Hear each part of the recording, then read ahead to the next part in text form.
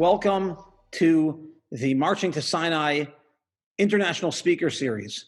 It's a great privilege to welcome you. My name is Ariel Shoshan. I'm the Rabbi of Ahavas Torah in Scottsdale, Arizona, and I have the privilege of working with many talented people, many wonderful organizations to put this program together. Of course, it's a very special event for us, just in order to be able to host Rabbi Tatz and hear his words. He is, of course, one of the most prominent speakers in the Torah world, and we're excited by his presence, and we'll get to that in a few moments. I want to begin by thanking our partners, especially WeLearnTogether.org. Rabbi Naftali Hamfling in California has gone above and beyond to help us with this streaming event, and they have ongoing great events that are going on their website, and we encourage you to look there.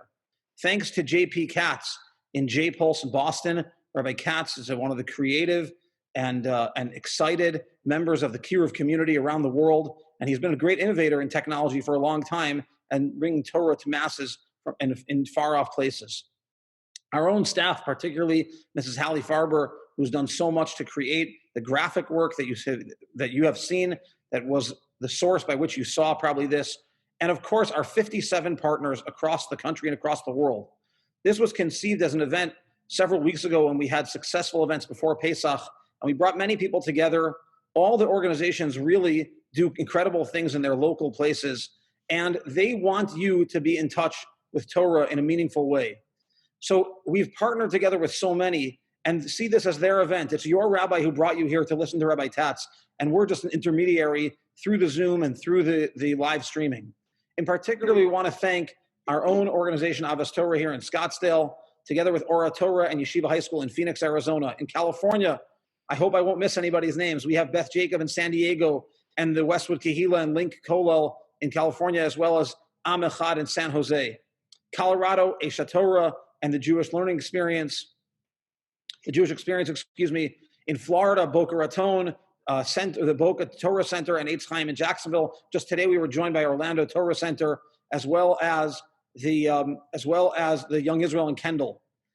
Georgia, welcome to Atlanta and Dunwoody in Illinois. Welcome to two organizations in Chicago, in Baltimore and Owings Mills, Maryland, in Boston, as mentioned already before, in Detroit Partners, and in Minnesota, the Actions Together of Aish and the two shuls, Base and KI. In Missouri, the St. Louis Kollel and the Ahavas Torah Center in Nevada.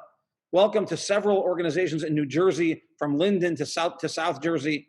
Welcome to BJX and Shar in New York, and to the Agudas Yisrael of Ohio and the Cincinnati Kollel in Ohio. Portland, Oregon, and the Kollel. Several in Pennsylvania, from the Pittsburgh Kollel to the First Seder Beis Medrash in Philadelphia, as well as the Ben Salem Kollel, the Kollel in Rhode Island in Providence, the Memphis Kollel in Tennessee, Data of Plano, Meyerland, Minion, now J Hype also in Houston, Ora Torah in Dallas, and Rodfei Shalom in San Antonio. We're honored by the presence of three organizations in Seattle, Ashreichem and BCMH, and the Kollel in Wisconsin, Rabbi Twersky's shul, Beth Yehuda, as well as the Kollel, and now in Panama, in Central America, one of the largest Torah communities in this half of the world, in Shevet Achim in Panama, as well as the Village Shul in Toronto, Beth Israel in Edmonton, and in Israel, we are privileged by Ramat Beit Shemesh Beis Tefillah, as well as Or Sameach and Ma'orot Seminary. Thank you to the JLE in London as well, and Rabbi Tatz for providing this opportunity.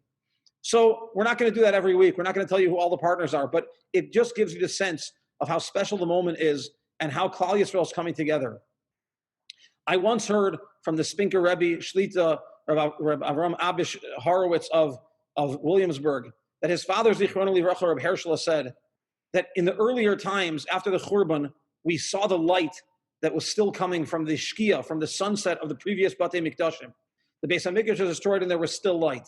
And now we know that we are in a time of great return to Yiddishkeit over the last half century, and more, and even this little moment, who am I to say, but this little moment of bringing Jews together with barriers down.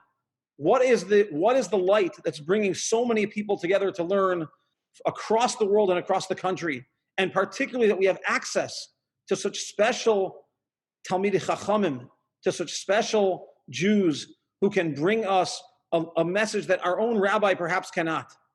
And the Rebbe told me that the light is the light of the third Beis HaMikdash. Because as we know, after sunset and after the sun goes down, you still have light, but before the sun rises, you have a new light. And so we feel very, very privileged to be together, sharing in that new light. And who better than Rabbi Tatz to bring us together? We've had the privilege, I'm sure many organizations, to learn from Rabbi Tatz, to understand, not only because of his medical background and his immense background of connection to Rabbi Moshe Shapiro and other great Talmidei Chacham and Gedolim of Yerushalayim, but because of his own particular personal intellect and his own way of the subtleties of understanding things. So it's really a privilege to have had the opportunity to put this together, to bring you Rabbi Dr. Akiva Tatz, senior lecturer in the JLE in London. Rabbi Tatz will stay with us after, hopefully the technology will work, to accept some questions by chat. But please turn your attention, and with great thanks, I welcome Rabbi Dr. Akiva Tatz from London. Thank you very much, Rabbi Shoshan. It's a pleasure to work with you and to speak to what sounds like the whole American Jewish community. I don't think there's anyone you left out there at that long list. So thanks for the opportunity. Pleasure to speak to people. It's always a pleasure to teach Americans how to speak English correctly. I cannot see your chats at the moment, so give me a chance to build a little picture, broad strokes, what I'd like to cover in this discussion, and then we'll open the chat opportunity. I'll be very happy to take some questions, and I'm very happy to answer if I can. But I'd like to suggest to you something provocative, something a little bit deeper than we're used to thinking about, something that will demand a little bit of concentration on a different wavelength. And that is the question of isolation and silence. Let me try to explain what I mean and work through this very difficult subject. One of the things you're forced into in isolation may be silence. Yes, it's true that many of us are locked up with families who make a lot of noise. Yes, I know that. Some of us find more opportunities for silence in other circumstances. But one of the things that you can associate with your isolation is silence. There are many people who are in fact totally isolated. People this year made a Seder by themselves in complete isolation. And that is an opportunity to develop and cultivate the faculty of silence. And I'd like to suggest to you that this is a basic precursor to Torah. Without the faculty of meditative silence, you cannot begin to be human. Let me try to explain this. And obviously, we all realize we're struggling here to talk about a subject in words, which is paradoxical. We're talking about silence. We'll need words to discuss it and describe it. Obviously, we'll run into a problem. Like all deeper subjects that have their roots in the Kabbalistic world, we are always looking for an understanding beyond the words. The words are only there just enough for the person to latch on, to click onto the idea beyond the words. So let's see if we can use clumsy words well enough to get ourselves into that space. Okay, are we together? Give me a thumbs up, some kind of sign, so I know you're listening to me. Good, okay, excellent, excellent. By the way, there's a depth in silence. You know, here's a beautiful incident that I hope you'll appreciate. I heard from Rav Moshe Shapiro that many years ago, during the life of the Chazon Ish, there was a young, talented rabbinic scholar. He didn't say it was himself.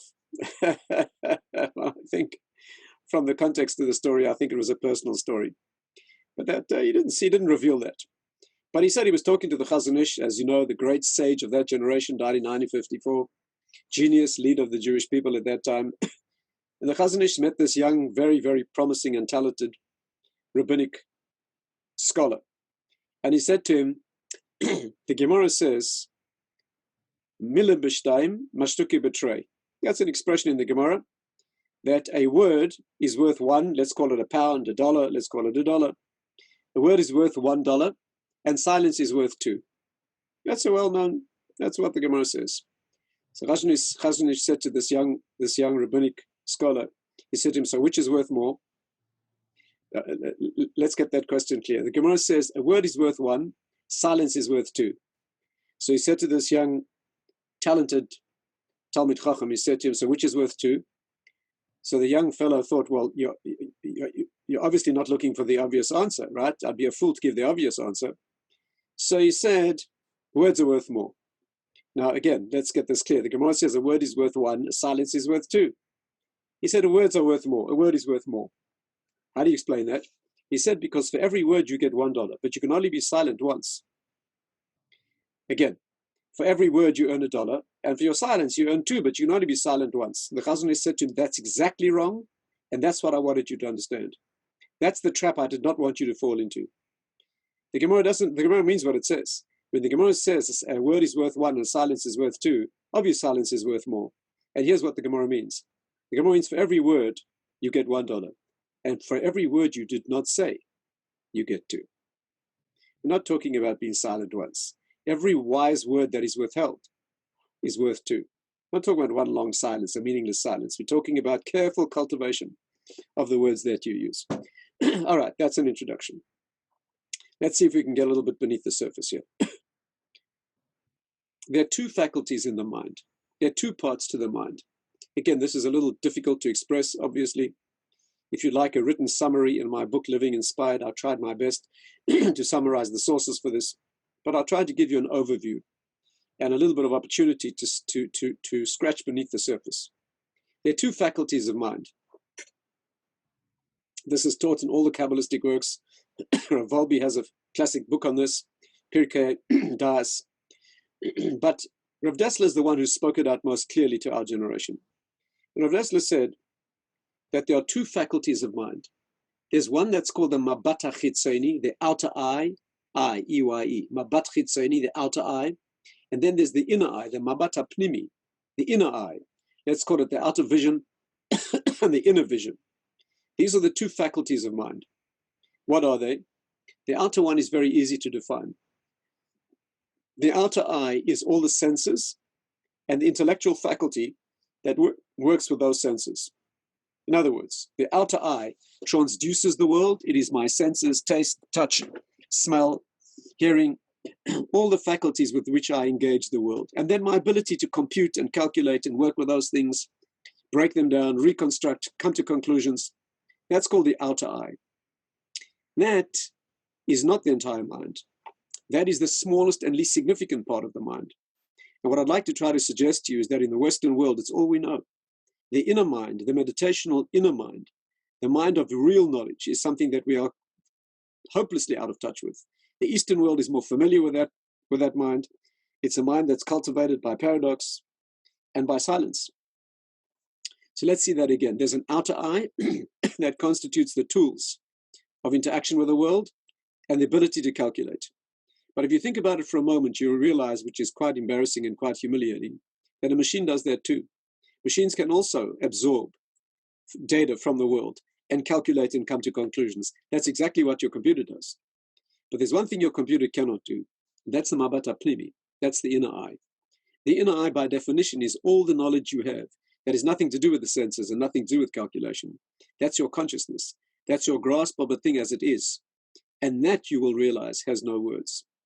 The outer eye is a wisdom that can be perfectly apprehended in words and perfectly expressed in words. In fact, if you cannot put it into words, you didn't understand it. If you would like to see if you understand a technical subject accurately, express it. If you can express it clearly and concisely, and someone else will understand perfectly what you mean, you grasp it. If you cannot put it into words, you did not understand it. But then there's another understanding. That's the inner understanding. That's the consciousness, the conscious awareness that a thing is. No computer can do that. No machine can do that. Obviously, this is the faculty that you cannot put into words. But think about it for a moment, you'll realize that what you know with your inner eye is far more important and far more real than what you know with your outer eye. For example, what do you know with your inner eye? You know that you exist. Let's think about this for a moment. How do you know that you exist? This inner faculty, by the way, we call das. Das, inner knowledge, da'at, right? Inner knowledge, real knowledge, knowledge of connection, bonding to things that you know in an intimate and intrinsic way. You know, this da'at, this faculty of das, the outer eye is not called das. The outer eye is called, the technical word is bina, and there are many other words for it, but the inner faculty is the faculty of das. Let me try to illustrate this in this way. You know that the word for knowledge has 2 connotations. One is what you know with your mind, and the second connotation is marital togetherness. Marriage, marital intimacy is called das. In fact, it's very interesting that the first time the Torah uses this word, it's not dealing with intellectual knowledge, it's dealing with male-female togetherness. When the Torah says, "V'adam yadas chava ishtoi," that Adam and Eve, there was a knowledge of each other. It's talking about a bonding of intimacy. Let's think about that for a moment. First of all, it's fascinating to note that the Torah's first use of the word is marital togetherness, not intellectual knowledge. That's the primary meaning. The secondary meaning is what you know with your mind.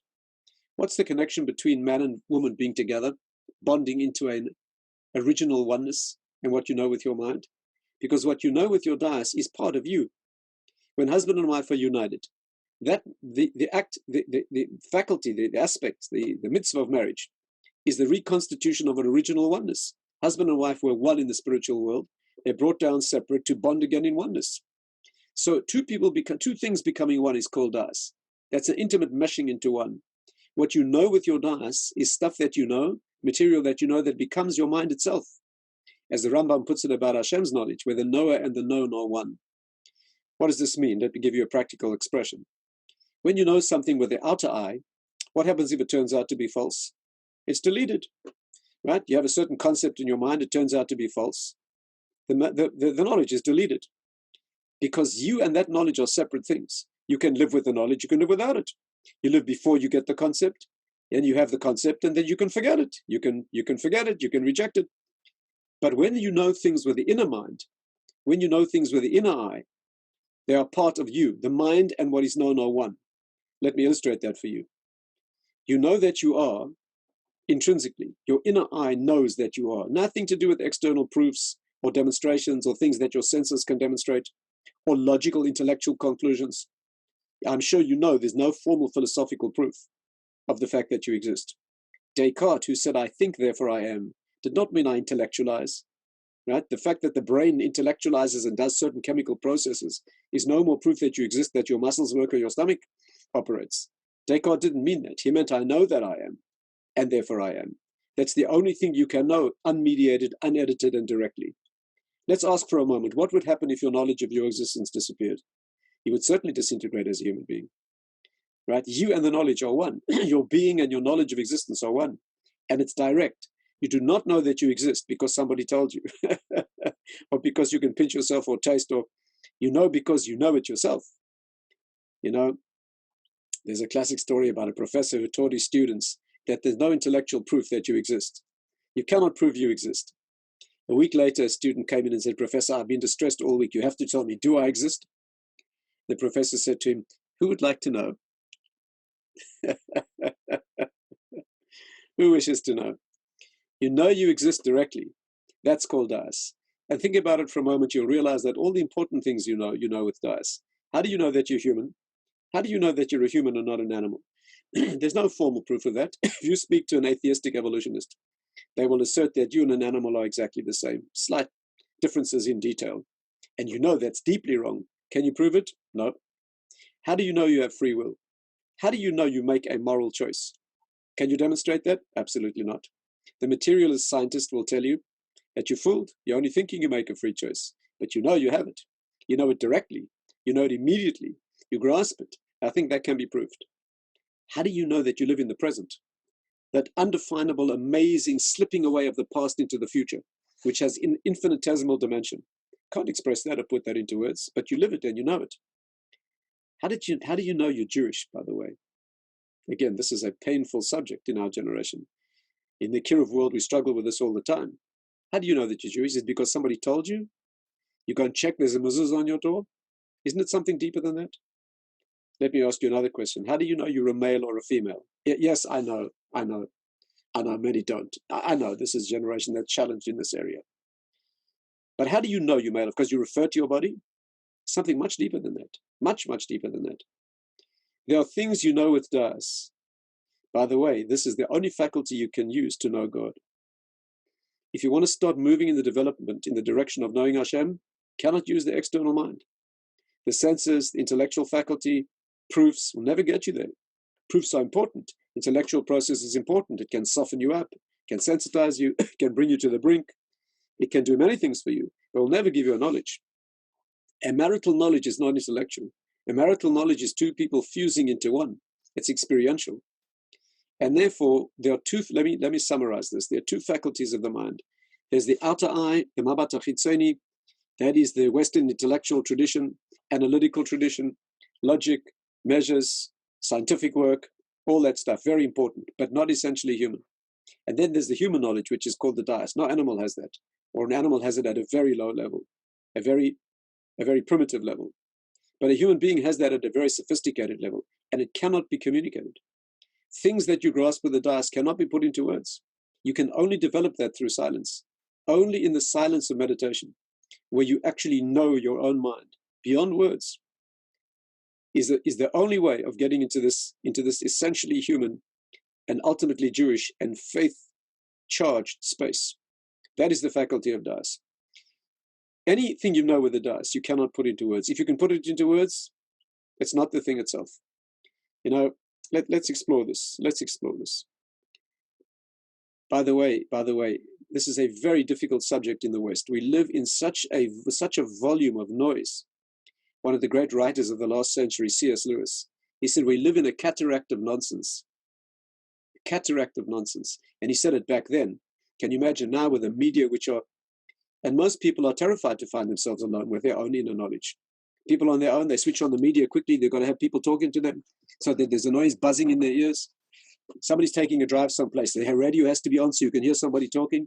And who are you listening to? Some idiot who knows nothing about the subject, taking calls from people who know even less. What a waste of time is that? What a waste. But you've got to have somebody telling you something. What about a quiet moment of knowing, simply knowing and enjoying what it is that you are? Rabbi had a student once who was having some emotional problems. He sent him on a walk. He told him, leave the yeshiva, go out and walk in the fields. The young man went for a walk, and a few hours later he came back. Rabbi said, what did you discover out there? He said, I was very afraid out there in the fields. Rabbi said, yes, it's because of whom you met. He said, no, Rabbi, I didn't meet anybody. He said, no, you met somebody important for the first time. When you're silent, you can meet yourself. And you can develop the faculty of knowing who you are. The more noise you have, the less chance. These aspects of inner knowledge you cannot communicate. We live in a world, people live together for 50 years and then only begin to realize they never understood from the beginning what the other one was saying. Generally men. Women usually have a talent for understanding what's meant despite what's being said. Husbands only get the feel of this after many years. They realize their wife understood them despite what they, not because they didn't say it, despite what they said. Women have a certain sense of that, usually.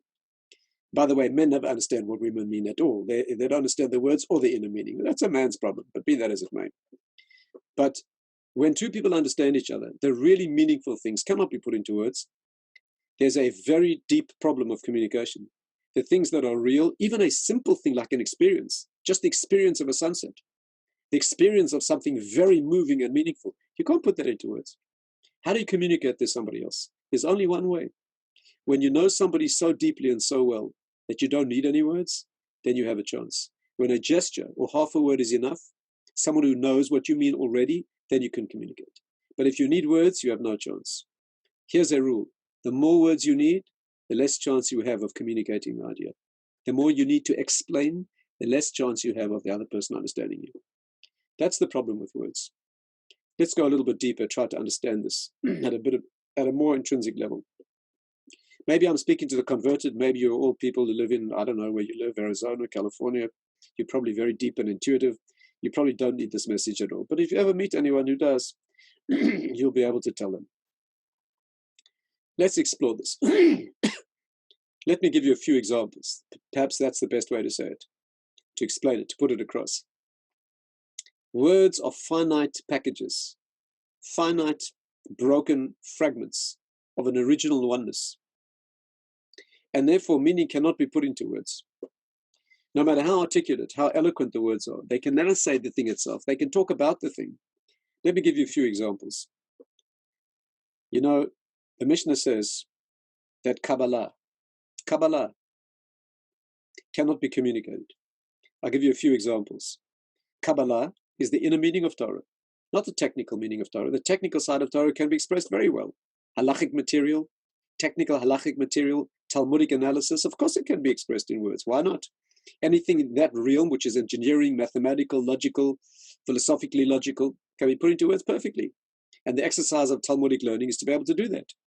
But the inner things, the things that are the deeper inner meaning, the Kabbalistic meaning, which is the intrinsic essential meaning, the heart and soul of Torah, cannot be put into words. I'll give you two examples. What is the word that we use in Torah for Kabbalistic wisdom? It's called sod. Sod means the secret wisdom. Why is it called secret? People think secret because no one told me. It's a secret, no one told me. But one day I'll be walking through the streets of the old city of Jerusalem, and a wizened hand will reach out from an alley, and a man with a long white beard, a very old man, he'll pull me into the alley, and he'll tell me all the secrets of Kabbalah, and then I'll know. That, my friends, is very childish. Kabbalah is called sod not because no one told you, but because nobody could.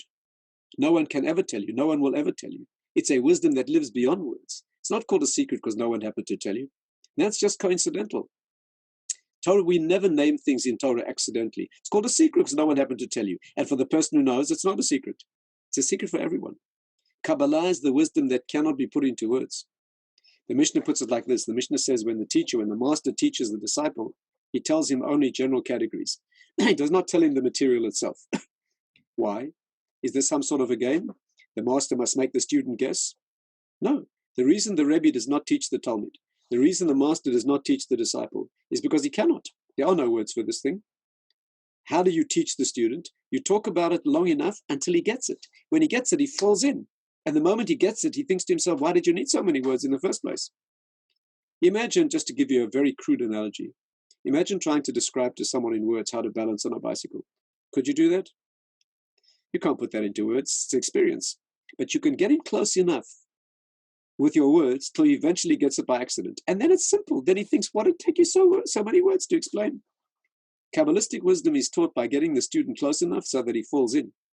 Once he falls in, it becomes obvious. And he doesn't need the words anymore. It's not some sort of a game. Let me give you another example.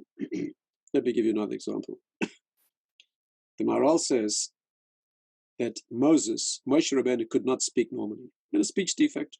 He couldn't speak. That is very strange. That is very strange. Moshe Rabbeinu, Moses, was a spiritual creation. The Ran and other commentators say he was a spiritual creation made for purpose, a transcendental, impossible human being, made to lead the Jewish people out of Egypt and be the channel through which Torah would flow. Is it not strange that the person who's meant to be a channel, the spokesman of the Jewish people, cannot speak? Isn't that weird? Hashem, what are you thinking? You create a human being to be your people's spokesman. He's the one who must speak your words to the Jewish people and speak the Jewish people's words to you. His function is to speak spirituality. And you create a human being who is completely and utterly transcendent, and the one thing he cannot do is speak. So much so that he needs a spokesman. He needs his brother to speak for him. Hashem, what are you thinking? I'm sure you see the problem. This is a classic and well-known problem. And there are many famous answers to this question. The Ran has his own famous answer to this. It's a wonderful subject. But let me tell you what the Maharal says. And if this doesn't move you, there's no hope for you. Let me tell you what the Maharal says. The Maharal says that the reason that Moshe Rabbeinu could not speak well was because it was his perfection. His perfection was the inability to speak. Meaning, he was living in a world where things achieve their oneness. He was living in a world, operating in a world where all things are interconnected in their oneness, where all things are aspects of godliness. You can't put that into words. When you're living in a world of finite particulate details, you can say the words. Each word means a piece of reality. You grasp a piece of reality, you put it into a word. But when you're living in a world where things are of infinite value, where all things plug in, lock in to their oneness, manifest the infinity, there are no words for that. Any word would be a breaking down, a cheapening, a trivialization, a fracturing into detail. The reason Moshe Rabbeinu could not speak is not because he had a defect, but because he had a perfection. Are we together on this? Am I getting anywhere? Am I communicating some of this? Give me a little sign if you're with me, please. Moshe Rabbeinu was a creation who could not bring down into the finite world things of infinite value. That's why he could not speak normally. He was on the level of the message itself. You know, the Rabbeinu Avram ben Arambam says something out of this world. Out of this world. He himself says he heard this from his father, the Rambam, and it is something exquisitely beautiful. In a nutshell, without laboring the details, I'll tell you what he says. Moshe Rabbeinu, Hashem said to him, go and tell Pharaoh the following message. So Moshe said to Hashem, but Hashem, I cannot speak. Hashem said, don't worry, I'll send your brother Aaron. Your brother Aaron will speak for you. But if you look in the next parsha, that's in Shmois. If you look in the next parsha, the conversation continues. Moshe turns to Hashem and he says, but Hashem, I cannot speak. And Hashem says, no, you didn't hear me. I'll send your brother Aaron. Aaron achicha yeh nevi'echo. Aaron, your brother, will be your prophet. Listen to the conversation. You see, you don't realize this because it's spread over 2 parshas in the Torah. But the conversation goes like this. Moshe, go and tell the following message to Pharaoh and the Jewish people. Moshe says, Hashem, I cannot speak. Hashem says, never mind, Aaron, your brother, will speak for you. Moshe says, but Hashem, I cannot speak. Why, you have a problem with your hearing? No. Aaron, your brother, will be your prophet. He'll speak for you. And then Moshe gets it. What didn't he get the first time? Listen to the Rambam's explanation. The Rambam says, when Hashem said to Moshe, deliver a message, Moshe said, Hashem, I cannot speak. How will I do that? Hashem said, Aaron, your brother, will speak for you. Moshe said, Hashem, that won't work. There's a law in Torah that a prophet must speak his own prophecy. There's a law in the laws of prophecy, the Rambam codifies this law, that a prophet, on pain of death, must speak his own prophecy. If he tries to refuse his prophecy, refuse to speak it, he pays with his life for that. How do we know that? From Jonah, from Yena. Jonah tried to refuse to say his prophecy, and Hashem would not tolerate that. Every time a man gets a prophecy, or a woman, every time a person gets a prophecy, they get a message what to say, and they get the message that they're the one who has to say it. And every other prophet in the generation gets the same message, and they get it with his name on. They're tuned to the same wavelength. They get the message that that person has to say it, and they're forbidden to say it. They could, in fact, testify later if he fails to say it, because they got the same message. So there's a life and death rule in the rules of prophecy, that when a prophet gets a message, he must say it himself. He's forbidden to say it to anyone else to say for him. And no one else may say his message. So Moshe says, Hashem, you're telling me to go and send a message, give a message to Paro. I cannot speak. You tell me Aaron, my brother, will speak for you? You know that's forbidden. You wrote the rules. And Hashem turned to him and said, you misunderstood very badly. I haven't forgotten the rules. I know that a prophet may not say his message to someone else. I don't mean that you'll be a prophet saying it over to a spokesman. Moshe, you'll be the prophecy. And Aaron, your brother, will be your prophet. He will receive a prophecy called you. You're not going to be a prophet receiving a message. You're going to be the message.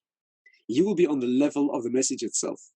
Moshe, you don't understand. You're not a person receiving, you're not an instrument resonating with a beautiful tone when the music is played on you. You're the music itself. And Aaron will fulfill the normal rules of prophecy. He'll be a Navi, a prophet, receiving a prophecy, namely you. You are at the level of, and therefore when you're operating at that level, okay, you cannot put things into words. Any words you say, no matter what words you say, will be a ridiculous trivialization and a bringing down into the finite. After the Torah was given, Moshe spoke normally. After the Torah was given, Moshe spoke normally. Why? What was the giving of the Torah? The packaging of an infinite wisdom into finite words. What happened at Sinai?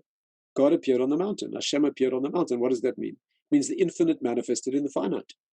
That is miraculous and impossible, but it happened. And that's called Torah. Torah is an endless infinite wisdom packed into a finite number of words. The written Torah has just so many words in 5 books, and it's an endless wisdom. After that miracle was perpetrated in the world, Moshe could speak normally. The miracle became possible in the world. But until that time, he could not speak. That's another example of the inability to bring down into words. Let me give you another one. How are we doing? Are we together still?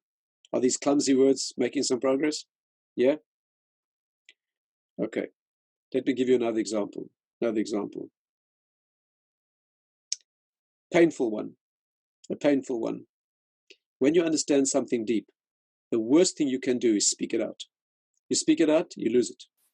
When you understand something deep and meaningful, it makes contact with your personality, and it registers deeply with you and touches you and extends into your consciousness. The worst mistake you can make is to spit it out, to package it and to clothe it in a finite package of words, bring it down into the finite world. One of the great teachers of Musa, Simcha Zissel Ziv, one of the great masters of Musa from the early generation of Musa, he once waited 25 years before sharing an incredible Torah idea that he had with his son. He writes to him after 20, he said, I've waited 25 years to express this idea. When I originally heard it in Torah, I was so deeply moved by it, I knew that if I would speak it, I'd lose it. Again, the man waited 25 years before sharing something. He was concerned that if he brought it out into a finite package of words, it wouldn't, Again, when you learn something deep, and most of us, and I can tell you as a teacher, somebody who works in Kiruv in teaching, the urge is, wow, I've got to share that with somebody. I've got to tell that the most beautiful experience and the most meaningful experience. I've got to share that with somebody. Not so fast. Not so fast. Wait till it becomes part of you. Again, you are worth sharing it with. As soon as you absorb it and you spit it out, it's simply that there needs to be a moment of absorption, time of meditation where it becomes part of you, seeps into the faculty of das, where it's known and grasped by you in a way that could never be put into words. Let me give you another example. Anyone in this group, does anyone in this group have a family member who lived through the Holocaust? Anybody? Anyone you're close with? Do you know it's a very common finding that if you speak to people like that, many of them never spoke about it ever. They never spoke about what they went through ever. And people say, we tried, we spoke to our grandmother, never spoke about it ever. Young people misunderstand that very badly. Young people think those people didn't speak about it because it was too painful. That's not the reason. They didn't speak about it because they could not. How do you take such enormous, unbelievable, inhuman cruelty? Unbelievable. How do you start putting that into words without trivializing? How do you say that? You're talking to your grandchild. You're talking about a nation. Again, it would take me hours to. You're talking about a nation that decides to murder its own civilians. Not, first of all, killing civilians is a war crime of the enemy. Here you're going to take your own citizens and shoot them to death on the edge of a pit. The German officer shooting those people was their neighbor. The lady that he's shooting taught his children at school. The guy next to her is his family doctor. You're talking about they're civilians who are your citizens. You're going to murder them and bury them alive. I mean, how do you, repeated millions of times, how do you, the people, they didn't speak about it, not because it was too painful to reopen those wounds, but because you can't. And by the way, the converse is true as well.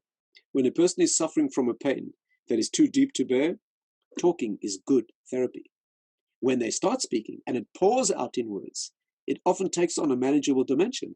It's no longer larger than me. It can be put into, it's a lot of words. And indeed, it may take hours of therapy to get it out. But once you bring the conceptualized dimension into a certain amount of words, it can be very helpful. Let me give you one more example. Again, you see it takes a lot of words to talk about silence. Let me give you one more example. The Gomorrah says that when the child is born, Gomorrah in Daf Lamed in Nida says, when a child is in the womb, he's taught the whole Torah. The child in the womb is taught the whole Torah. I'm sure you're familiar with this idea. As an angel, teaches him the whole Torah. He has all of cosmic wisdom, sees from one end of the world to the other. He knows all there is to know about the world and about his future, has ultimate cosmic wisdom. At the point of birth, Ba Malach, an angel comes, V'satra el Piv, strikes him a blow on the mouth. The shocking blow makes the child forget everything that he knew, and is born as a simple child who knows nothing. Now, there are obviously a lot of questions to ask on this. Why would God teach a child the whole Torah only to make him forget when he's going to need it? There are many, many questions on this. But here's one fundamental question that the Maharal of Prague asks. Why a blow on the mouth?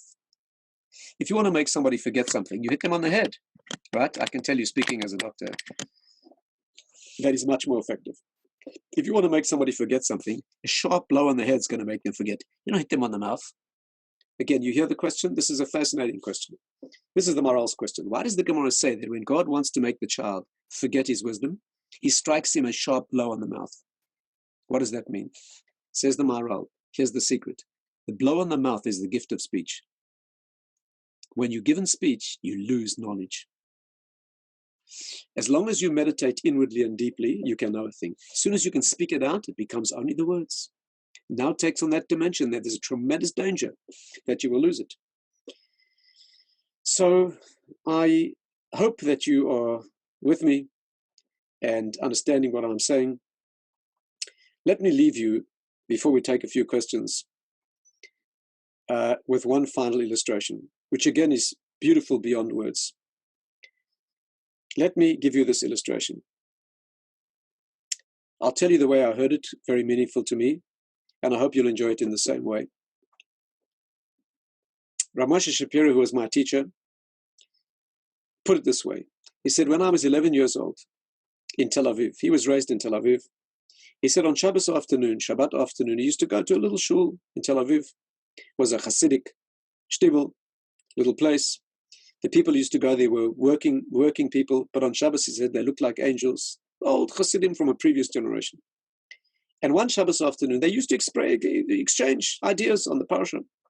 One Shabbos afternoon, here is what one of them said. This is beyond breathtaking. And when I heard him say this, to realize that an 11-year-old child understood this is something beyond conception. But nevertheless, this is what he said. There was an old Chassid over there, and the Parsha happened to be Parsha Shmini. We just read it not long ago. In Parsha Shmini, you know that the Haftarah has a strange incident. Let me tell you the incident, and then I'll tell you what this elderly Chassid explained about that incident. And this should be a life message that is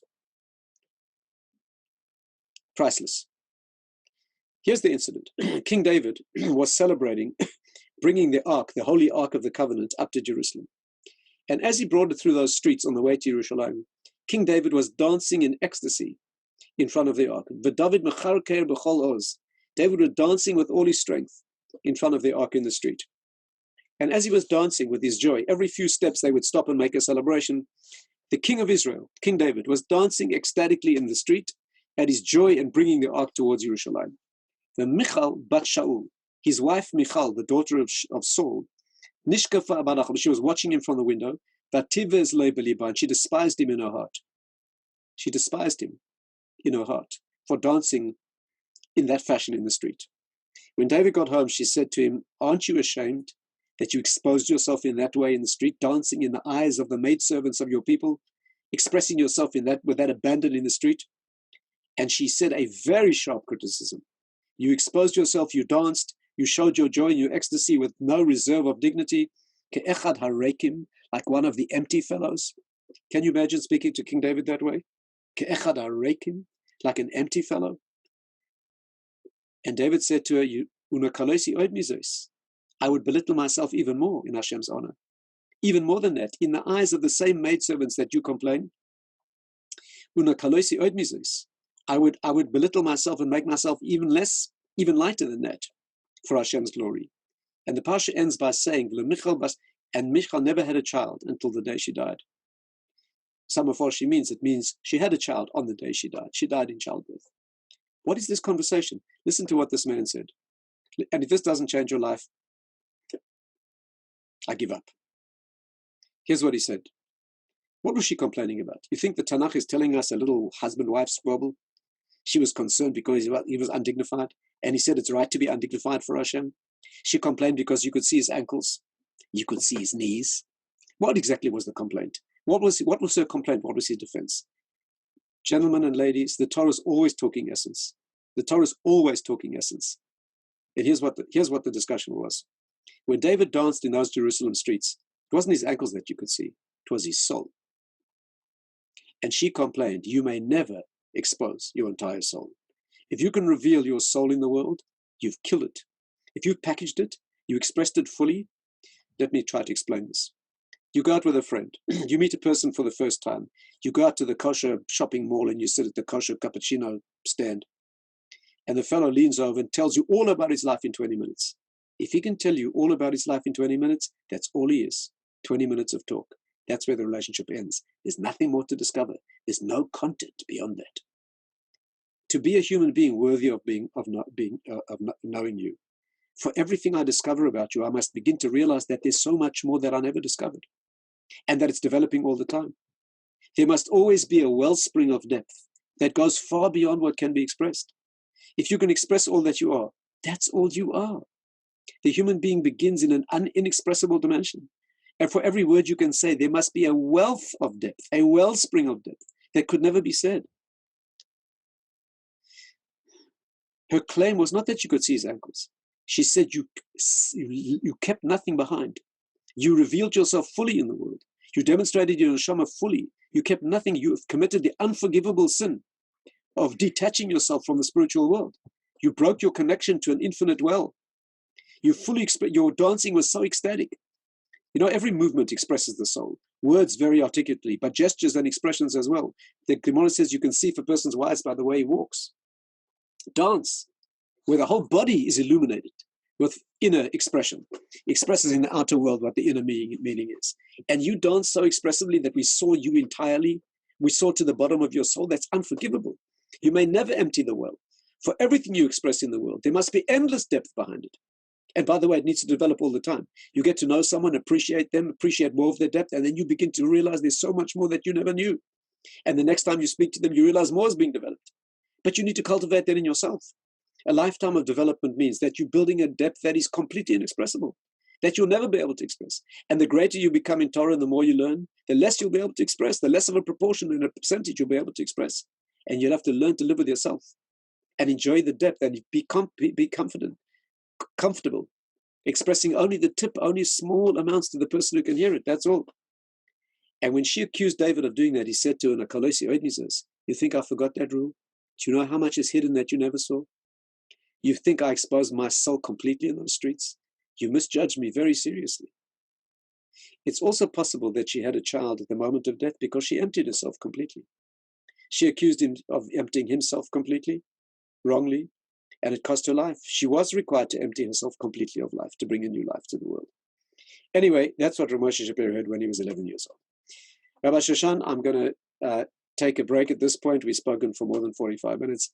I'd like to hear if there's some questions. Let me summarize in 1 minute, please, and then I'll invite any questions. I'm very happy to answer if I can. But the summary is this. Torah requires a cultivation of depth. Not only Torah, to be any kind of meaningful human being, you need to cultivate it. The Mishnah says, I never found anything better for myself than silence. I sat at the feet of the wise and I learned silence. I learned from this. Here's a beautiful incident. Rabbi Shapiro once was giving us a shir, and on the table in front of him was a voice-activated recorder. You people probably don't remember, but years ago there used to be things called cassettes. Cassettes, here's one. This is called a cassette. You probably don't know what it is, but there used to be things like that. And we used to go to shirim and have one of those things on the table that recorded the shir. And this fellow had a voice-activated recorder. You know what it is? When you speak, it records. And when you stop speaking, it saves space, it cuts, and it activates itself again.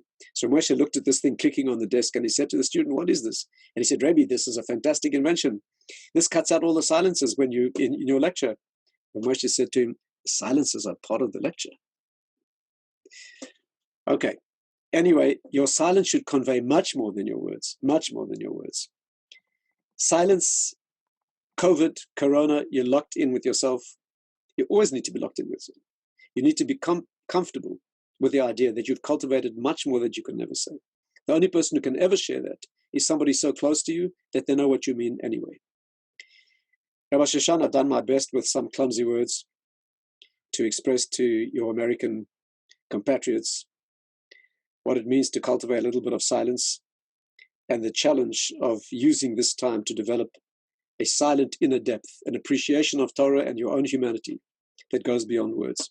I'm very happy to take some questions if people would like to do that. Okay, thank you so much, Rabbi. There's a, hopefully everyone can see me. I don't know if the system always works the right way. We hope that it does. But we have enabled the chat. And so there is a question that came in right away that reads, how does cultivating silence translate during davening? That's a good question. And the answer is this. I'm not advocating silence and no expression. Please don't misunderstand me. I'm advocating communication that has depth behind the communication. The answer to your question is when you daven and you speak to Hashem, there must be meaning behind the words. We conventionally call this Caverna. For every word you say, there's got to be meaning behind it. We're talking about the disaster in davening, to spit out words with no meaning at all. And therefore, we're not talking about being a person who never expresses himself. We're talking about a person who's richly expressed in the world. But the thing is, for every word you express, there must be much more behind the word that's inexpressible. We're not talking about a lack of communication. We're talking about a communication that has a depth that is an unspeakable, unspoken depth behind every word of communication. To cultivate that, one needs an exercise of meditation and silence to get to that point, to be comfortable with silence. Yes, any other questions? Okay, there are some people who are raising their hands. We're actually trying to direct you into the typing chat, which you can enable at the bottom of your screen where it says chat, and send us the questions. A second question that came in reads, please explain the link between COVID-19 and the word kavod. There must be a link. There's no link at all. Next question. Okay, please share your personal observations as an MD and as a Rav regarding the virus. Also, do you believe, as many have expressed or denied, that this is a birth pang indicating that Mashiach is imminent? This is not directly on our subject. I'm giving a talk in 1 hour's time. That's 9 p.m. UK time on Corona, what we know about it at the moment. I've recorded previous talks on the virus and on the efforts that should be made that are appropriate and the medical aspects. I'm giving a summary in 1 hour's time on what we know about Corona and COVID, technically, scientifically, what trajectory we might see taking place at the moment. So people are very welcome to log in. That's completely free. You just go to the JLE, Jewish Learning Exchange in London, and just connect to that. You're welcome. If that's problematic for you, you're welcome to email me through the JLE and I'll send you a recording. But I cannot do justice to a summary of COVID at the moment. And spiritually, whether this is a messianic element, we have no way of knowing. Hashem does not communicate with us with prophetic clarity. We know that everything that happens is leading us there. How immediately and how distant, we do not know. Try asking a question that I can answer. Okay. Was Adam's knowledge of Chava pre-existing or was it developed? If it was developed, how was it developed? Rosh Hashanah, that question is so deep. I don't even understand it. Let me say this. Adam's knowledge of Chava was, let's refer to Kabbalah, if I may. They were fused as one being before they were brought to the world. The Gemara says fused at the back. Fused at the back. No back, only two fronts. They were torn apart. That's a Kabbalistic procedure called the Nasira, and brought into the world as two people to find each other and fuse again. So all marriage connection is a reconnection of an original oneness. So it was original and developed. The point of marriage is to reach higher than you were in the free connection that you were given before. This will take us into a long discussion of marriage. But that is the concept. The concept, there's the oneness that is original. There's a loss and a tearing apart. The Gomorrah says the reason you long to marry because you're looking for the part of yourself that you lost. And then there's a development in a oneness that is far higher than before, because this one is done through your own effort. But to do justice to that, we need a separate discussion. Okay. Any questions that relate to what we spoke about now, I'll be happy to answer if I can. Here's one I think is more related to the topic. Is there a deeper idea of the Usher of speaking Lashon Hara, which is beyond just speaking derogatorily about your fellow based on this idea? Can one suggest that perhaps it's expressing your fellow by trivializing them using words? That's a very good question. No, I think there's something a little different. The essence of Lashon Hara is using speech for harm. Let me remind you that Lashon Hara is when you say something derogatory or negative about somebody that's true. That's remarkable. We're not talking about telling lies. What the unique feature of Lashon Hara is when you say something harmful, painful, denigrating, derogatory about someone which is true, which means you're using genuine speech. Let me explain this for a moment. When you lie, you are not speaking. You're pretending to speak. What is speech? Taking something genuine in the mind and expressing it. Lies are from the lips out. Notice we say, Elokai netzor lashoni meira usfatai midaber mima. Hashem, save my tongue from speaking Lashon Hara and my lips from speaking lies. The tongue's an inner organ. It speaks the truth. Lashon Hara is when you speak true and do harm. The lips are an outer organ. They speak falsehood. It's only from the lips out. So here's the secret. When you speak Lashon Hara, you are using the ultimate human expression, the ability to connect worlds, the unspoken spiritual world and the expressed material world, which is what speaking is. And you're using that ultimate human faculty for harm. There's no greater insult to the human form. And that's the spiritual damage. When the spies spoke about Israel, why were they punished for Lashon Hara? There's no Lashon Hara against a land. You can only transgress Lashon Hara speaking about a person. Why were they punished? They were using speech for harm. That's the essence of that. And therefore, when you speak badly about somebody, okay, apart from all the technical and social issues, you are using the defining characteristic of the human being to do damage in the world. That's exactly what the original serpent did. Brought havoc to the world and all human suffering by distortion of speech. Okay, there are three questions that are different one from the other, but I'll ask them together because they seem a little bit related. In order to be a better, more silent person, what might I do differently, tangibly tomorrow? And another person asks, how do we cope with silence in our lives when it makes one panic? And a third one asks, what method, if any, do you use to meditate? Do you use a mantra, a spiritual sound, or some other method? Okay, what you can do tomorrow to cultivate silence is silence before speaking. Silence before speaking. Count to 10 if you can take that or stand it before you express it. Not when your wife asks you something that she needs. Then you don't take time thinking, right? That's a way to destroy your marriage. But in other circumstances where you can, you count to 10 very cautiously, very calmly, think about it very carefully and weigh each word. That you can do tomorrow. There's an extreme technique you can use. We call it Tainus Diburim. Go through a few hours, a day or two, one day, without speaking at all. Without speaking at all. That action of control will color the rest of your life. So the practical exercise you can do is not speaking for a while or weighing every word carefully. Rabbi Miller said that the first time he met Rav Dessler, he was a 10-year-old child. His father took him to Rav Dessler to see if Rav Dessler would teach him. He said he walked into the room and his father said, "Good morning" to Rav Dessler. Dessler put his head in his hands and thought and thought and thought for many, many minutes. And then he said, "Good morning." Then he asked him another question and he thought and thought. He thought, what is this man doing? Rav Dessler was going through a period in his life when he was working on perfection of every word. It took many minutes to answer every question. He was disciplining himself in that way. You can do a little bit of that and you can cultivate it. Second question, if you panic when you are silent, it's too early for you to practice it. You need a therapist. You need some external help. You need to work on your own inner issues until finally you can cultivate little by little a silence. And final question for now, and I think we'll have to call it here, Rosh Hashanah, if you don't mind, is the question of meditation. Meditation takes different forms. There are a couple of Jewish books about it. If a mantra works, it works. But you can trivialize the mantra as well, focusing on a part of Hashem's name or some other mantra. The essential faculty of silence is learning to know without words, simply learning to think about a thing without an inner conversation. Most of us are having a cheap talk show running in our minds all the time. And Rosh Hashanah, I hate to tell you this. Most people are talking to themselves and they're not even listening. They're talking to themselves and they're already thinking what they're going to answer before they even heard what they said, right? Worse even than the cheapest talk show on the radio. No, a little silence to know a thing as it is, a beautiful experience, to savor it and understand what it is, not because you can communicate it or put it in words of what you're going to tell your friend about it. That's the meditation. It's a grasp of what it means. What does it mean to be a Jew? What does it mean to receive Torah first? If you can put that into words, you killed it.